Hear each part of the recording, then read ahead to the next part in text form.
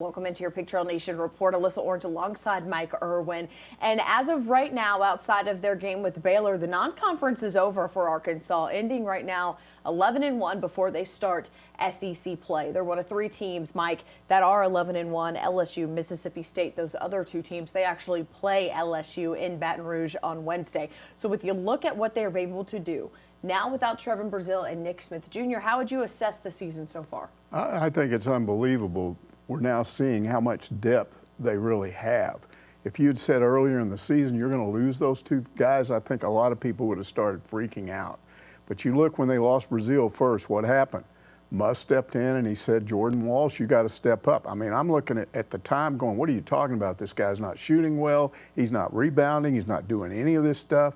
And we just thought he was overrated. And then all of a sudden he has double-digit games the next two games. Now you lose another player, and what happens? You have Pinion come in. Who would have thought Pinion would have done what he did last night? You know, and Jalen Graham, who's a lot of people say, oh, he's inconsistent. He did this, he did that, but then he disappeared. He comes in and shows he's got great inside moves. And then Mekhi Mitchell, he's really developed into a really solid center.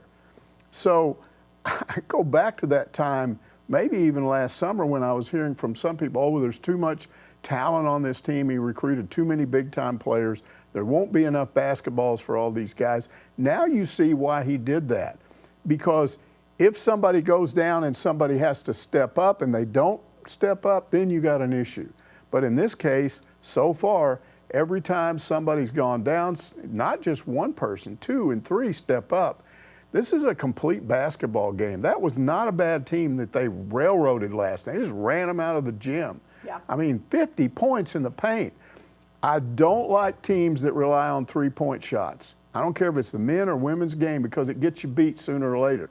When you can score 50 points in the paint, you're not going to lose very often. Yeah, it's really impressive. And if they can keep this consistency with Anthony Black and with Ricky Council leading the way, this team is set up for some success in a very talented SEC right now. Again, they play LSU in Baton Rouge on Wednesday at 6 p.m. For Mike Irwin, I'm Alyssa Orange. That's going to do it for your Pig Trail Nation report.